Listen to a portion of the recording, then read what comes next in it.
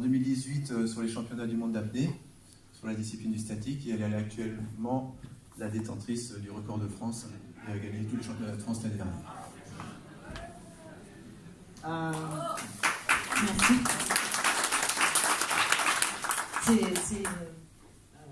C'est quelque chose parce que bon, l'apnée, on pense surtout, on va dire, côté masculin. Et non, nous les filles, on arrive quand même à se défendre. Donc on pourra rebondir là-dessus parce qu'il y a une force mentale qui est nécessaire. Alors, pourquoi on a voulu faire ce sujet-là? Par rapport à l'engouement que l'on voit sur le développement de l'apnée, par rapport aux vies actuelles qui évoluent un petit peu, nos vies qui sont de plus en plus actives, on s'aperçoit que l'un des principes fondamentaux de la vie, qui est de prendre le temps de bien respirer, on a tendance à le perdre.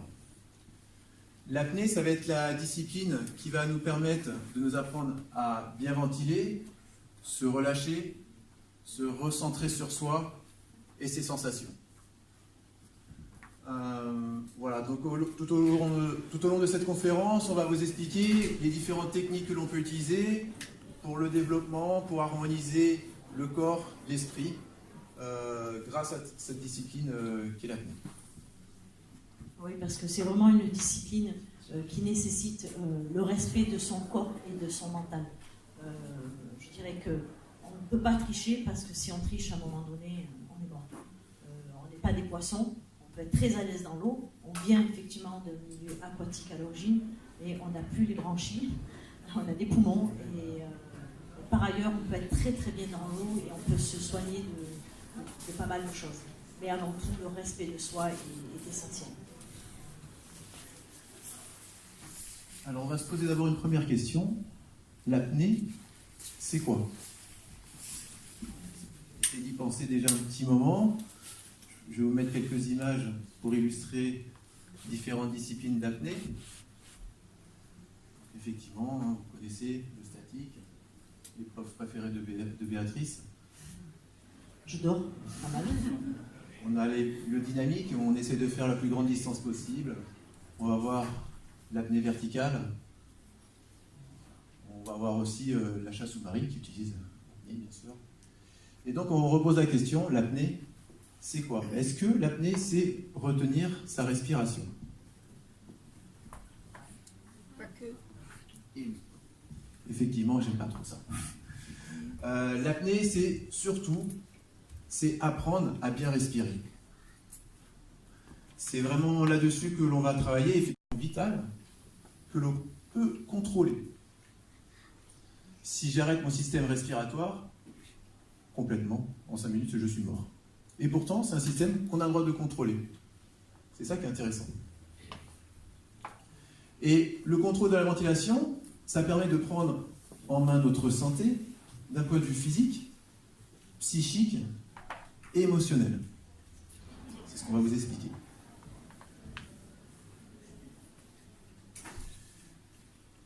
Alors j'aime bien cette petite phrase qui a été dite par des moines qui travaillent, qui font une pratique plutôt de type pranayama, qui disent on ne vit pas un nombre d'années, mais un nombre de respirations. Par là, il faut entendre à la fois que de prendre le contrôle, de ralentir sa ventilation, indirectement, c'est pas que ça va prolonger la vie, mais c'est que ça va avoir un impact sur notre santé psychique et physique. Et en étant en meilleure santé, on peut espérer augmenter notre espérance de vie. Voilà. Quelques chiffres pour comprendre l'importance de la respiration. Nous ventilons 20 000 fois par jour. Dans une vie, nous allons ventiler environ 500 millions de fois. Si je prends les alvéoles pulmonaires, que je les étale par terre, on va avoir une surface de 100 mètres carrés. Là, actuellement, dans la salle, vous êtes tous en train de ventiler sur votre volume courant, c'est-à-dire que vous avez une amplitude de 0,5 litres. Mais si on prenait nos capacités pulmonaires moyennes de tous, on va être entre 4 et 5 litres. Donc on s'aperçoit qu'on n'utilise qu'une petite partie de notre capacité pulmonaire, et il va falloir chercher justement à ouvrir un petit peu plus la cage thoracique et respirer plus profondément pour améliorer l'oxygénation de notre corps. Je rebondis aussi là-dessus, c'est que la capacité pulmonaire, on peut aussi l'augmenter. C'est-à-dire que par la pratique de l'apnée, aujourd'hui, par exemple, moi j'ai subi des tests, on m'a comparé avec un échantillon de 20 000 personnes, je suis un petit gabarit, mais je suis au-dessus de la norme, parce que j'ai appris à respirer, j'ai appris à me ventiler, j'ai appris à prendre de l'air. Voilà. Parce que les poumons sont dans la cage thoracique, où il y a les os, c'est-à-dire les côtes, et les muscles intercostaux. C'est une partie du corps qu'on peut assouplir, et à force d'exercice, on peut augmenter notre capacité pulmonaire. C'est de la coordination. Okay. Alors, on va faire une petite présentation très rapide au niveau physiologique pour expliquer d'un point de vue physiologique qu'est-ce que la respiration. C'est deux systèmes qui se mettent en place. On a le système circulatoire avec le sang qui est envoyé grâce à la pompe cardiaque jusqu'au niveau des alvéoles pulmonaires, et on a le système ventilatoire. Ce système-là, de la circulation, bien sûr, on n'y a pas accès. Par contre, le système de la ventilation, c'est celui que l'on peut contrôler. Si tout ce système-là s'arrêtait, au bout de 5 minutes, on est mort. Voilà. Lorsqu'on est en apnée, le système circulatoire continue à s'exécuter. La mécanique ventilatoire s'arrête, mais les échanges gazeux continuent. En fait, on respire encore lorsqu'on est en apnée, et le sang va se rediriger vers les organes les plus nobles. Et en fait, même quand on est en apnée, on est quand même bien oxygéné. Seulement, on a juste un arrêt de la ventilation.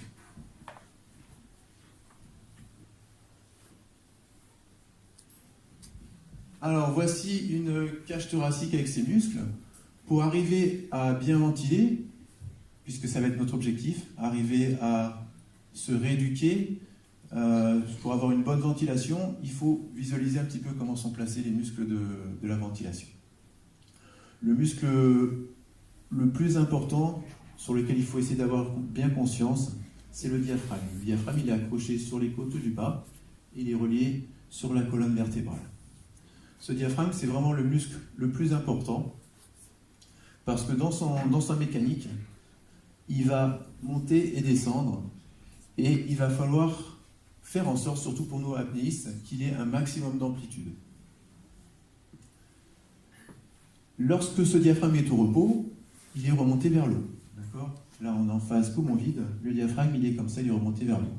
Quand je vais inspirer, c'est ce qui est montré un petit peu plus loin, le diaphragme, en se contractant, il descend. Et en descendant, ça fait phénomène de piston, ça vient faire entrer l'air dans les poumons. Donc, si je vous montre une inspiration uniquement avec le diaphragme, ça donne ça. Je commence l'inspiration.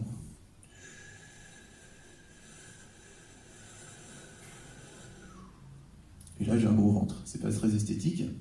Mais là, je n'ai pas fait rentrer d'air dans le haut de la cage thoracique. J'ai fait rentrer d'air que dans le bas.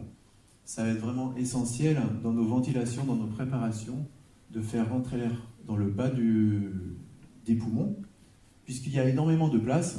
Et pour nous, pour partir en apnée, il va falloir qu'on remplisse au maximum les poumons, de façon naturelle, si possible. Et ce muscle-là, par certains exercices, on arrive effectivement à l'assouplir et à faire en sorte qu'il puisse descendre encore plus, parce que les poumons vont se dilater dans ce sens-là, mais aussi il faut qu'ils puissent descendre, parce que le but c'est d'avoir le maximum de carburant, qui est l'oxygène, et donc si le diaphragme est rigide, on ne peut pas remplir comme il faut, et l'apnée sera pénalisée. Évidemment. Et pour revenir sur la santé et sur l'importance de cette mobilisation du diaphragme dans la vie de tous les jours, cet effet mécanique, sous le diaphragme, on va voir plein d'autres organes qui sont le foie, la rate, les intestins. Et ces organes-là, pour qu'ils puissent bien fonctionner, ils ont besoin d'être vascularisés. Et c'est ce mouvement mécanique qui va vasculariser du coup ces organes-là. Si je suis stressé, en fait, mon diaphragme va rester coincé. Si au contraire je suis relâché, je vais avoir une bonne mobilité du diaphragme et donc tous les organes qui sont dessous vont pouvoir s'activer. C'est-à-dire que c'est le système immunitaire qui se met en route si j'ai une bonne mobilité du diaphragme. Donc du coup, je tombe moins malade. Ça va être aussi, ça va favoriser la réparation cellulaire, la réparation des fibres musculaires, ça va faciliter la digestion. Donc il y a énormément de choses qui sont intéressantes, mais il faut avoir dans la journée, enfin pratiquement toute la journée, avoir une mobilité du diaphragme, ça c'est primordial. Alors après, si on veut mettre un petit peu plus d'air dans les poumons, une fois que ce diaphragme est descendu, on va utiliser les intercostaux qui vont écarter les côtes, qui vont amener la cage thoracique vers l'avant, et puis il y a les pectoraux, le scom, qui sont encore d'autres muscles, qui sont très puissants, qui vont amener de l'air dans le haut du thorax. Alors ces muscles-là, ils sont utilisés très souvent en cas de stress ou en cas de danger, ils sont très utiles, parce que ce sont des muscles qui vont pouvoir permettre de faire entrer rapidement de l'air dans les poumons. Voilà. Si je suis face à un danger, le réflexe, ça va être... Là, je viens de mettre de l'air directement dans le haut des poumons.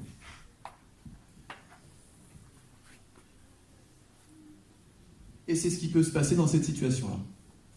Dans cette situation de danger immédiat, il va y avoir une réaction qui va être très forte de l'organisme. Il va y avoir des substances chimiques qui vont se mettre en place. On va avoir la libération d'adrénaline, de cortisol.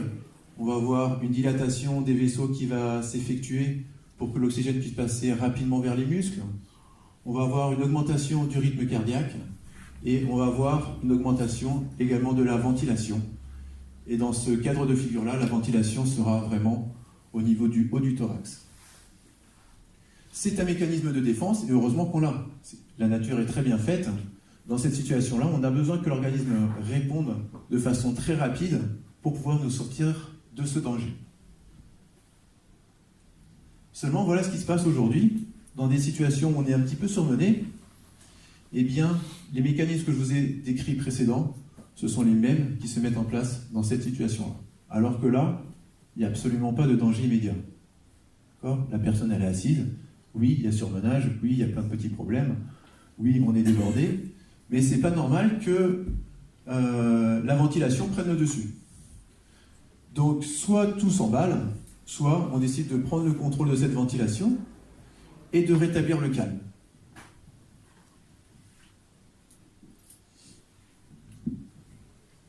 Alors, ce qui peut être utile, c'est faire une petite pause, de se reconcentrer sur la ventilation de type abdominal, en travaillant la mobilité du diaphragme, ou de faire des ventilations complètes, diaphragme, puis thoracique. Si vous cherchez à faire ce type de respiration, voilà tous les bienfaits que vous pouvez y trouver. On va avoir donc du coup les bienfaits de la respiration diaphragmatique. D'accord ? Ce muscle qui est en forme de parachute. Si vous arrivez à bien le mobiliser, eh bien, ça permet de réduire le stress, ça procure la détente, ça favorise le sommeil, ça active le système immunitaire, ça aide à gérer les émotions, ça harmonise le rythme cardiaque, ça abaisse la tension artérielle, ça facilite la digestion, ça améliore la concentration et ça aide à prendre du recul. Donc si parmi ces bienfaits-là, il y a des choses qui vous intéressent, je vous invite à pratiquer de temps en temps la respiration diaphragmatique. Et si elle est contrôlée au début, peut-être qu'après, naturellement, dans le mode de ventilation automatique, peut-être que cette ventilation diaphragmatique viendra se remettre en place.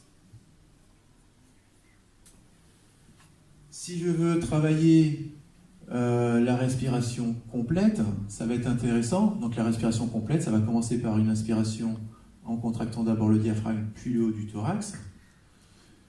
En faisant ce type de ventilation, ça va augmenter la vitalité, ça va ouvrir les alvéoles pulmonaires et donner une meilleure oxygénation. Les capacités du cerveau vont être améliorées par la meilleure oxygénation. Ça nettoie les toxines des poumons. Il va y avoir une sécrétion d'endorphines. On va améliorer la circulation et ça va permettre d'activer la réparation des fibres musculaires. Donc encore une fois, si vous trouvez des bienfaits qui vous paraissent intéressants là-dedans, je vous invite à pratiquer des respirations complètes.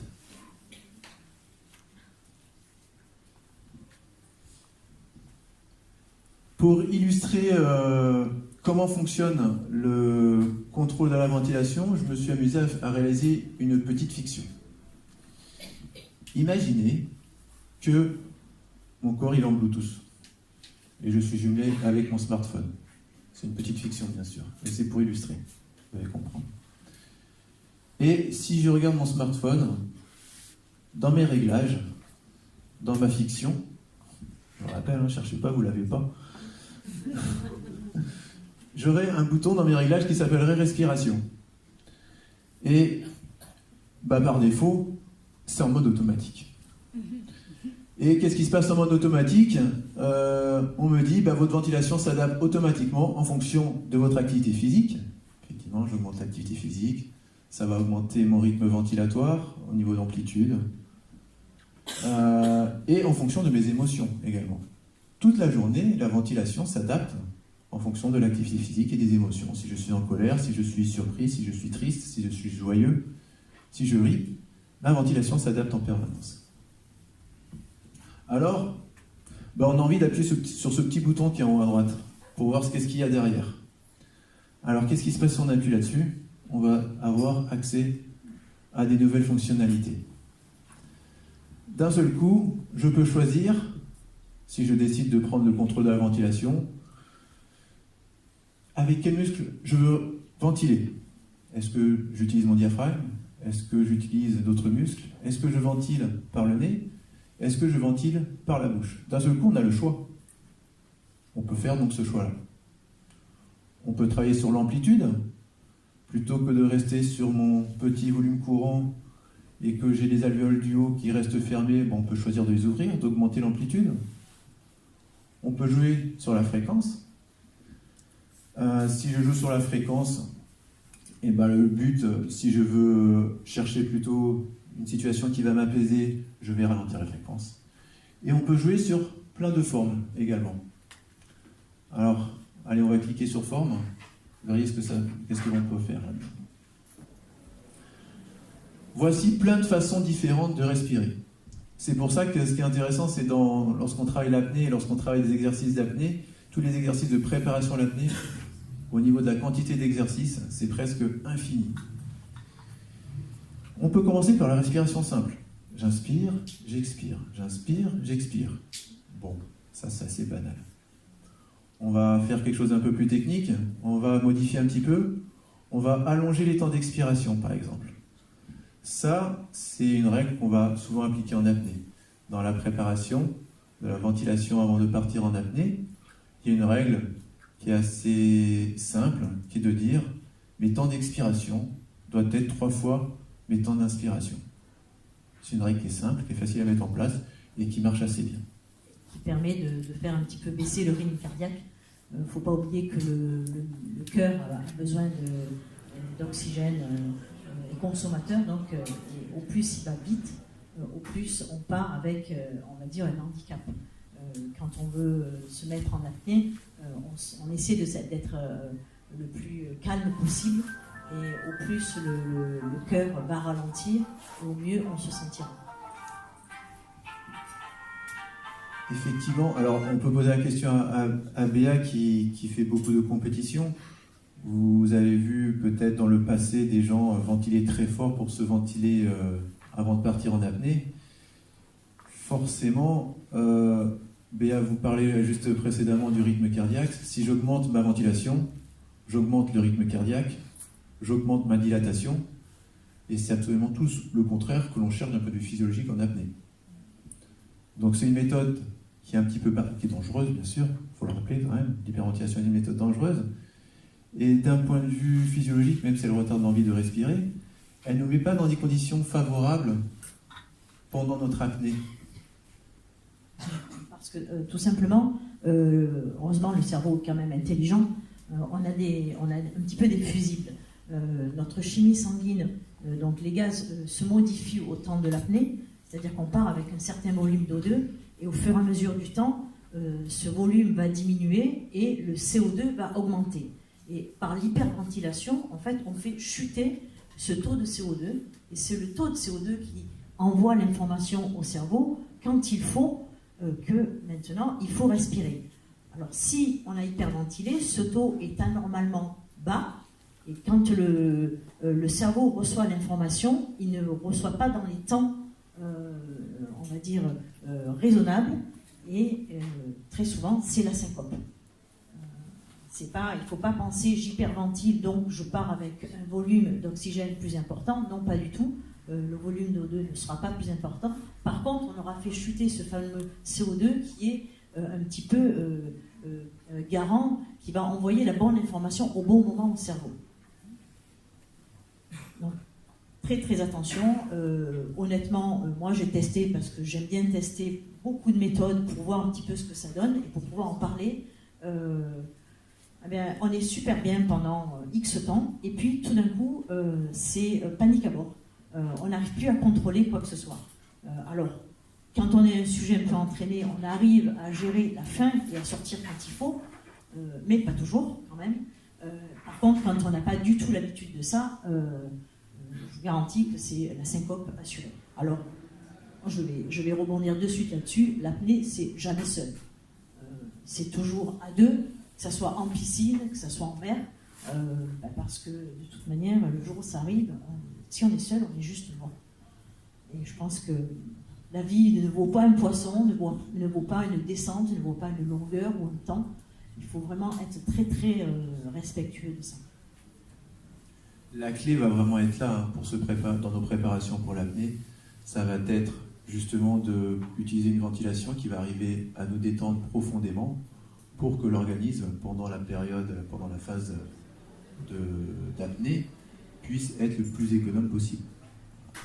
D'où effectivement la pratique de, on va dire, l'hypoventilation. Moi, quand je me prépare sur une grosse apnée, je vais ventiler profondément. Je me prends entre 5 et 7 minutes, j'aime bien.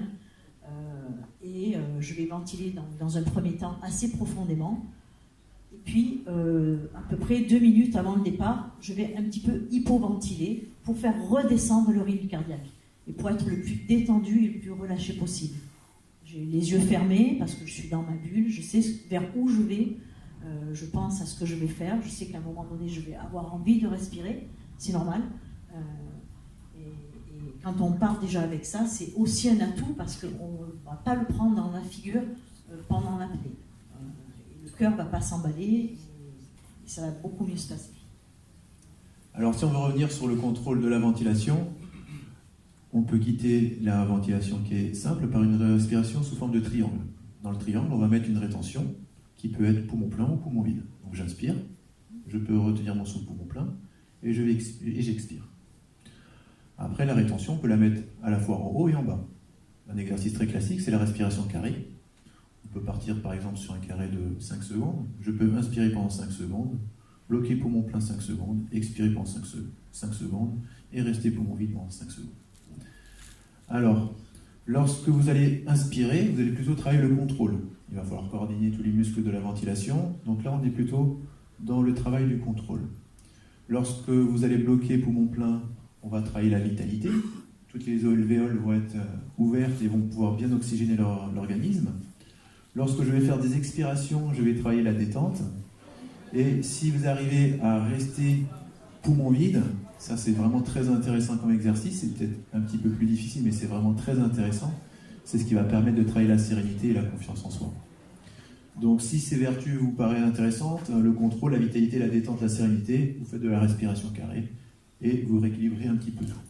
Maintenant, s'il y a une partie qui vous paraît plus importante là-dedans, eh bien vous augmentez le temps de cette partie que vous voulez développer. Oui, et la respiration carrée est aussi utilisée comme une méthode pour un petit peu chasser le stress. On se pose et on respire, on apprend un petit peu à maîtriser, effectivement, on compte en nombre de secondes et on se pose. Ça peut être utile dans la vie de tous les jours, pas forcément dans le sport, au travail, on a un coup de stress, on se pose au lieu d'aller crier dans le bureau d'à côté, ok, tout va bien, je respire un petit peu, je me pose. Et tout va beaucoup mieux. Voilà, donc pour clore cette petite fiction, je vous engage à essayer d'appuyer sur ce petit bouton qui est le mode manuel. Elle n'existe pas encore. Mais je quitte ce mode automatique et je passe en mode manuel pour prendre en main le contrôle de ma ventilation. Voilà le message que je voulais passer au travers de cette petite fiction.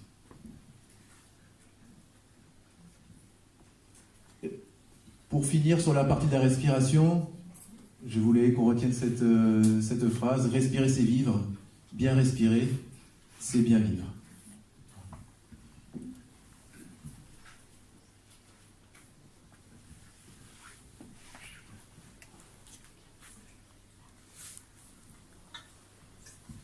Alors là, on va rentrer dans le sujet un petit peu apnée.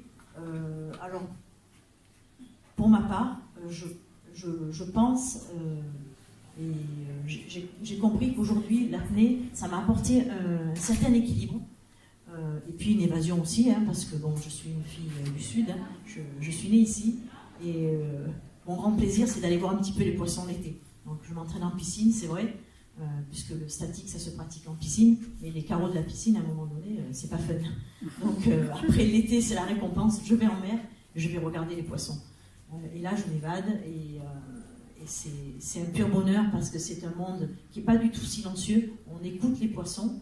L'avantage, effectivement, d'être en apnée, c'est qu'on ne fait pas de bruit. Je n'ai rien contre les plongeurs bouteilles, hein, j'ai mon niveau 1, mais il y a une aisance et une communion avec la nature qu'on a plus en apnée. Entièrement d'accord, évidemment. Le côté libre, voilà, est fantastique. Tout à fait. Et donc, c'est une discipline qui, moi, j'aime bien, voilà, la puissance du corps au service de la force mentale. Là, effectivement, le thème sport-santé est tellement évident. Quand on respecte son corps, on le nourrit comme il faut, on lui apporte aussi la qualité de sommeil qui nous demande. On n'est pas tous égaux d'ailleurs, hein, sur la quantité de sommeil, donc il faut savoir aussi respecter ça. Et quand le corps va bien, le mental va bien aussi, et ainsi de suite d'ailleurs, parce que l'un en fait rend service à l'autre. Et les apnéistes arrivent facilement à s'endormir le soir. Moi non. J'ai un sommeil catastrophique. Ah, mais c'est étonnant ça. Voilà. Petite révélation alors. Voilà. Il fallait bien une exception. Travaillant. Mais voilà, donc l'apnée, par l'apnée, effectivement, on apprend à comprendre les réactions de son corps, parce que surtout je dirais sur l'épreuve statique, on prend l'air et puis on se met dans l'eau. Et là, en fait, on n'a rien d'autre à faire que de passer le temps. Alors, sans y penser non plus, parce que le temps, si on pense au temps, c'est la catastrophe. Mais on est face à soi. Donc, quand on est face à soi, ce qui est important, c'est de se connaître. Et moi, j'ai réalisé il n'y a pas très longtemps, j'ai fait plusieurs sports. Course à pied, alors on se rentre dedans, hein, effectivement, on va se faire même presque mal, mais on ne s'écoute pas trop. On n'apprend pas tellement à se connaître. Par contre, sur l'apnée, la connaissance de ses réactions, de son corps et les messages de son cerveau sont essentiels. Ensuite, effectivement, il y a la respiration et donc en apnée, l'anatomie de la cage thoracique. Et on ne voit pas dessous, j'ai marqué aussi la préparation du corps. Alors bon, là, on va vite passer, puisqu'on l'a vu avec Fred, un petit peu la respiration. Ce fameux diaphragme qui est là, qui est très important, hein, qui va descendre et qui va remonter. Donc, l'inspiration aussi active et l'expiration passive. L'anatomie du thorax, je vous passe le...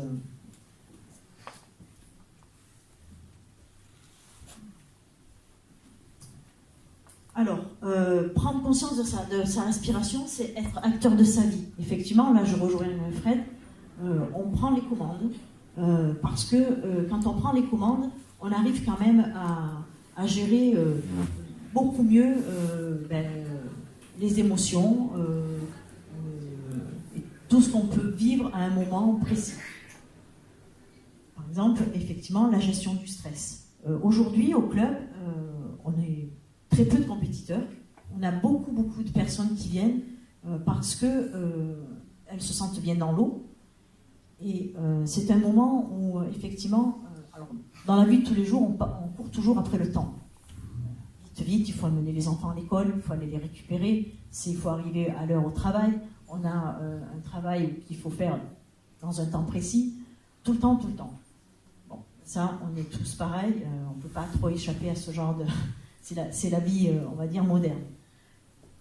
Quand on pratique l'apnée, ce qui est, on va dire, très agréable, c'est que quand on a compris qu'on arrive au bord de la piscine, on se dit, ok, ben là, pendant 1 heure, je vais m'entraîner, mais ma journée, moi ce que je fais, c'est comme si je prends ma journée, là, je prends mon cerveau, je déboîte, et je le pose au bord du bassin. Je me dis, toi, tu restes là, puis je suis dans mon pyjama, ma combinaison, mon masque, je suis dans ma bulle, et je me mets dans l'eau. Et là, il n'y a plus de notion de temps. Et il faut surtout ne pas avoir de notion de temps. Et c'est un moment, on va dire, magique et réparateur. On a donc des gens au club qui viennent, qui ont des fonctions assez importantes au milieu professionnel. Et quand ils sortent d'une séance, ils ne viennent pas pour faire des performances, mais ils viennent pour se détendre tout simplement. Et ils sortent d'1 heure d'apnée et ils sont réparés. C'est le retour qu'on en a. Parce que pendant ce temps-là, ils ont réussi à se déconnecter, ce fameux lâcher-prise, qui est quand même assez essentiel dans la vie. Il faut apprendre effectivement à lâcher prise et à se poser. Donc, alors en apnée, on ne dort pas, on pense, on réfléchit, mais ce sont des pensées qui vont être, on va dire, réparatrices. Donc, effectivement, l'esprit devient un petit peu le chef d'orchestre. On se met comme ça en apnée, et puis moi, je me visite, on va dire. C'est-à-dire que quand on se pose, au départ, effectivement, on n'a pas envie de respirer. On a pris le maximum d'air, on est bien. Ça dure ce que ça dure, peu importe. Mais on a tous les mêmes phases. La phase de, on va dire, de relaxation complète, parce qu'on est plein d'air. Et là, ensuite, quand l'envie de respirer arrive, on se dit, ok, bon, je vais checker mon corps et je me visite, je me dis, bon là, tu as une zone qui est tendue, relâche-toi. Et tout ce chemin fait que, parfois, quand j'arrive à l'entraînement, si, admettons, j'ai dormi sur un côté, j'ai un peu mal à l'épaule, je fais 1 heure de statique, je vous assure qu'après l'heure de statique, j'ai mal nulle part. Mon médecin du sport qui me suit, un jour, il m'a dit, bon, je te fais une ordonnance, tu vas aller chez le kiné faire des séances. J'ai dit, mais tu vois, quand je fais de l'apnée statique, j'arrive tellement à me détendre qu'en fait, j'ai plus de tension musculaire. Il m'a dit, vas-y, continue. Donc, c'est cadeau.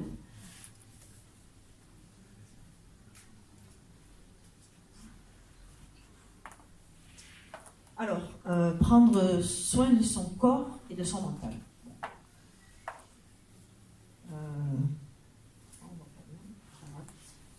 Le sport. Alors le sport favorise effectivement la souplesse du corps.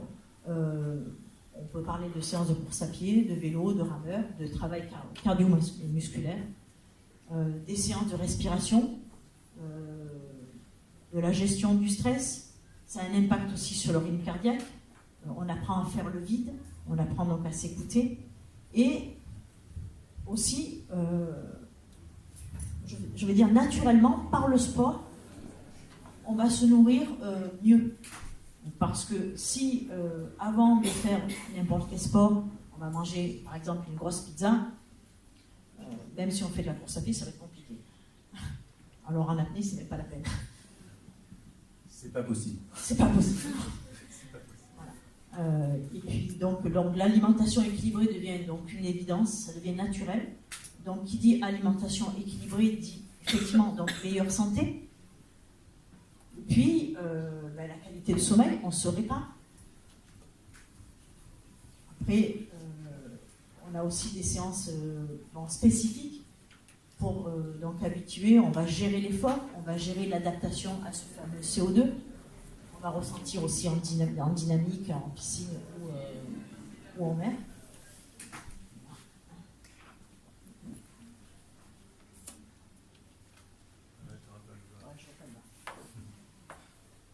Donc, l'apnée, c'est aussi savoir respirer avant de mettre donc, une pause sur la respiration.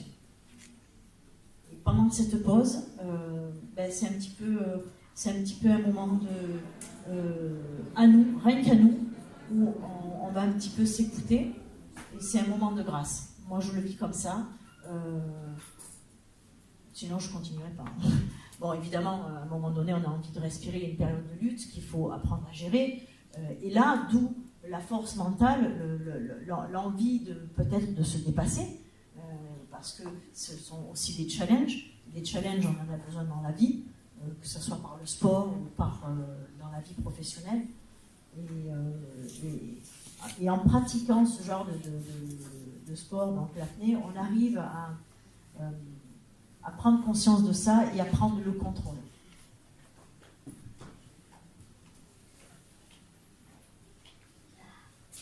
Alors, pourquoi retenir son souffle? Alors évidemment, moi la première chose c'était pour aller voir les poissons.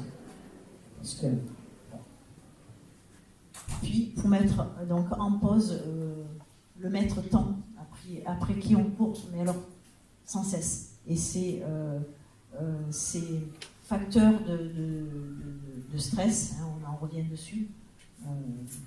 Et ce stress est polluant, il peut effectivement avoir un impact sur notre habitude alimentaire, c'est-à-dire qu'il y a certaines personnes par le stress vont manger plus souvent, vont subir donc des énervements, on va dire. Ils vont pas bien gérer tout ça.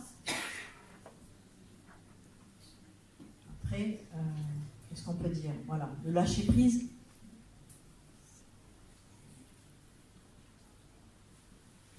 On apprend effectivement à respirer, à se détendre. Donc, tout ça, on en a parlé. Voilà, relâcher les zones, se sentir bien, on respire. Mais alors effectivement, pour certaines personnes, moi je vois ma maman, elle n'est pas du tout aquatique. Elle est incapable de me voir m'entraîner. Parce que pour elle, à partir du moment où j'ai mis la tête dans l'eau et que je flotte, effectivement, le statique, c'est pas fun. On est un petit peu en position macabée, on flotte à la surface, et pour elle, c'est pas possible. Elle s'imagine que je suis morte, ou que si je respire pas, mon cerveau va être endommagé. Alors, pas du tout, parce que le cerveau donc, continue à être oxygéné. D'ailleurs, ça sera le dernier à être oxygéné. Et par la pratique, on arrive un petit peu à s'adapter et à développer certaines choses. Par exemple, quelqu'un qui pratique l'apnée depuis un certain temps a un cerveau qui est plus vascularisé que quelqu'un d'autre. Parce qu'il y a un mécanisme de défense qui se met en place.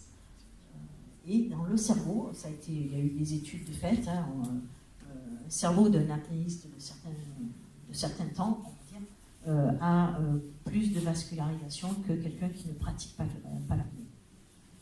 C'est pour ça que normalement, on ne sera pas fou. On verra bien dedans.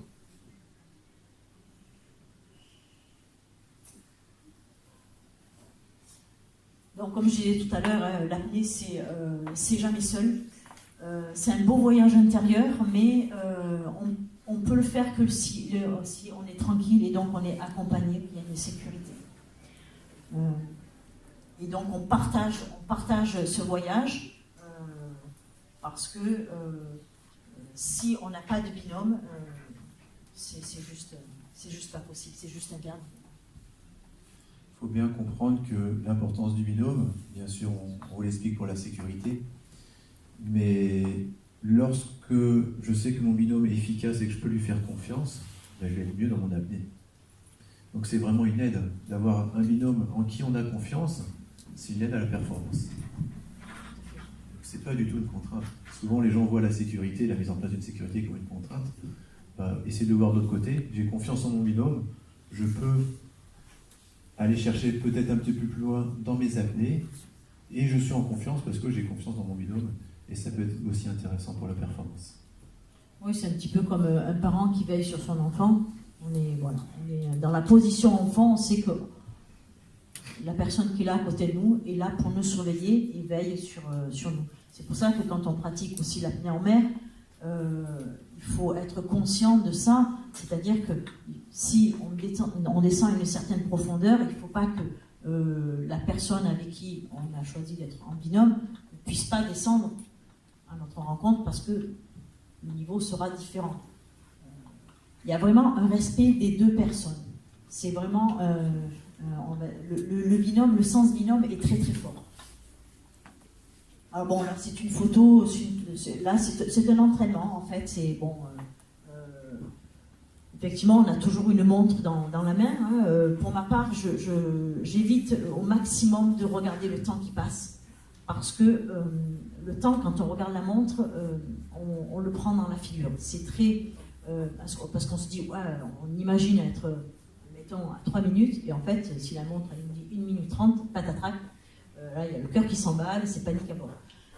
C'est très très compliqué de gérer cette information quand elle est mauvaise. Et puis, ça nous permet aussi de passer un moment sans regarder le temps, et c'est essentiel. Donc la priorité, effectivement, c'est le ressenti, c'est la gestion, d'où effectivement l'importance d'avoir appris à se connaître, de savoir ce qu'on ressent, les signes que nous envoie notre corps quand on était en apnée. Alors au départ, c'est très très vite, ça se passe super bien parce que on vient de respirer. Et puis après, on commence à avoir envie de respirer, c'est normal. Et puis après, il y a le diaphragme, le fameux muscle qui nous envoie un petit peu des informations et qui a tendance à monter. En fait, il va simuler la respiration. Sauf qu'on ne respire pas. Donc il va monter, il va descendre. C'est pour ça que si vous avez déjà vu quelqu'un qui fait de l'apnée, quand il est en surface, quand il commence à être dans la phase de lutte, il va bouger, la cage thoracique va faire comme ça. Alors, au départ, quand on n'a pas l'habitude, on va lutter contre ça. Ça va être assez impressionnant parce que de la surface, on voit la personne qui bouge énormément. Et puis, au fur et à mesure, on apprend à gérer et à accepter. Et quand on passe sur la phase acceptation, on arrive à se détendre. Il y a tout qui retombe. Et puis les spasmes, bon, on les a, mais c'est tout doux. Ça fait comme des petites vagues. Moi, par exemple, je m'imagine que je suis un petit peu une mouette, comme ça, au-dessus des vagues. Et, parce que, bon, les spasmes, je les ai. Mais je me dis, allez, l'eau, elle ne va pas me toucher. Hop, je survole. Et hop, je passe comme ça. Et le temps passe. Et j'apprends un petit peu à évoluer comme ça. Et puis, bon, après, il y a certaines fois où, effectivement, on a aussi envie d'être curieux, d'aller un petit peu regarder ce qui se passe. Admettons, on a fait 3 minutes, si on se sent bien, peut-être que la fois d'après, on peut faire 3 minutes 10, puis on n'est pas mort. Donc on peut aussi un petit peu se mettre des challenges, il faut être un petit peu curieux.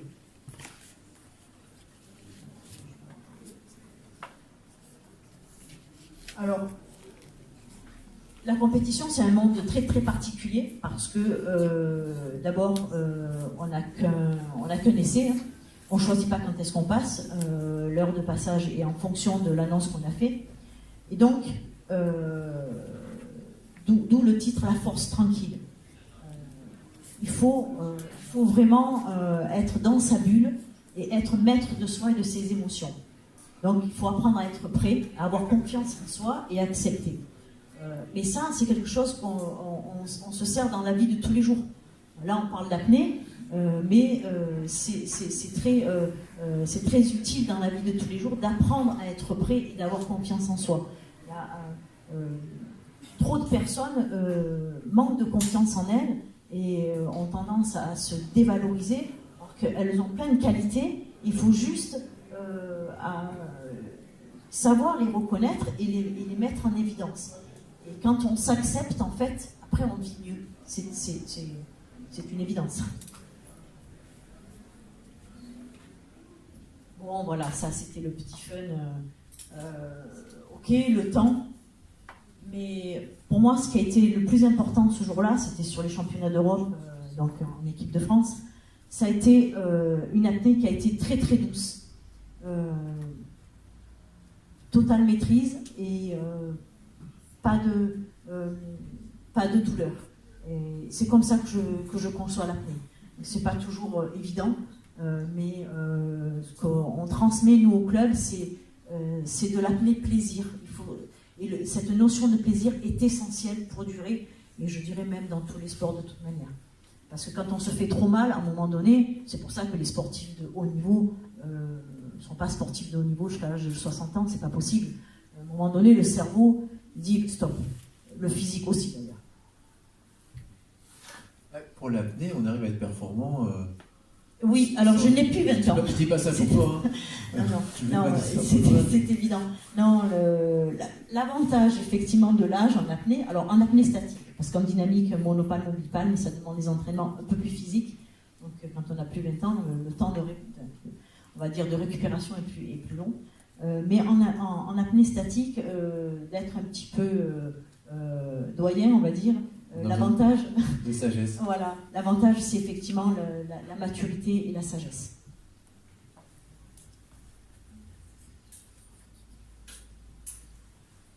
Bon, voilà, ça c'est un petit peu ce qu'on a déjà dit, faire le vide, se recentrer sur soi, et puis se donner un petit peu les moyens.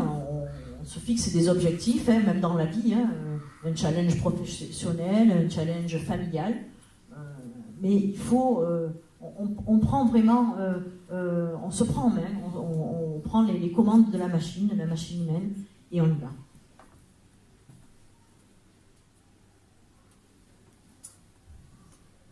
Voilà, ça c'est la récompense quand on a bien travaillé en piscine.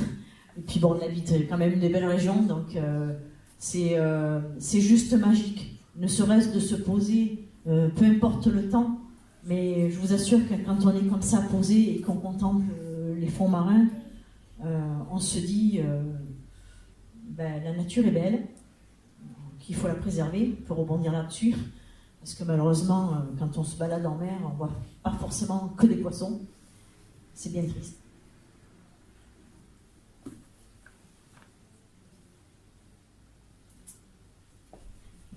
Et voilà. Et donc, je vais finir par quelque chose de j'aurais tendance à dire que quand on a un rêve dans la vie, on va le chercher, peu importe l'âge. Moi j'ai commencé, je dirais, la compétition, je peux vous dire mon âge, cette année je vais faire 52 ans, ça va faire 5 ans que je suis dans la compétition, il n'y a pas d'âge, c'est juste magique. Quand j'ai décroché ma première médaille de bronze sur le championnat d'Europe, le coach de l'équipe de France m'a dit, Béa, si on t'avait dit qu'à 50 ans tu aurais le bronze sur un championnat, tu aurais dit quoi? S'il y a 20 ans de ça, je t'aurais dit, mais t'as rêvé. Non. C'est possible, c'est un rêve, et c'est très très positif parce que ça fait avancer. Voilà. Et en fait, ça concerne, on parle de l'apnée, mais ça concerne tous les sports, c'est évident.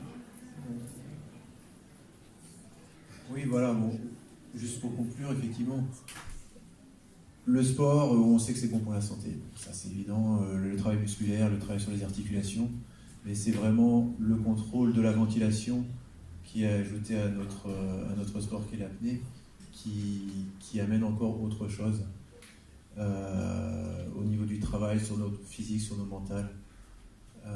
Et c'est ça qu'on a voulu mettre, vous mettre sous forme de diaporama aujourd'hui et vous expliquer. Voilà. Donc, prenez le contrôle de votre ventilation. Alors, en faisant de l'apnée ou pas d'apnée d'ailleurs. Nous, l'apnée, c'est notre prétexte, mais il y a d'autres façons de prendre le contrôle de la ventilation, peut-être avec le yoga, du pranayama. Oui, mais de toute manière, oui. Moi, je ne pratique pas le yoga ni la sophrologie, mais en quelque sorte, on fait de la sophrologie, parce qu'à un moment donné, on a un chemin qui nous amène vers une plénitude, on va dire. Je suis l'empêcheur de tourner en rond, je m'excuse, mais on va être obligé d'arrêter. Le prochain conférencier est déjà là. Alors excusez-moi. On va s'arrêter. Ça va, mais on a fini. Merci. Ah bah alors, d'accord. Merci. Alors, les applaudissements très fort.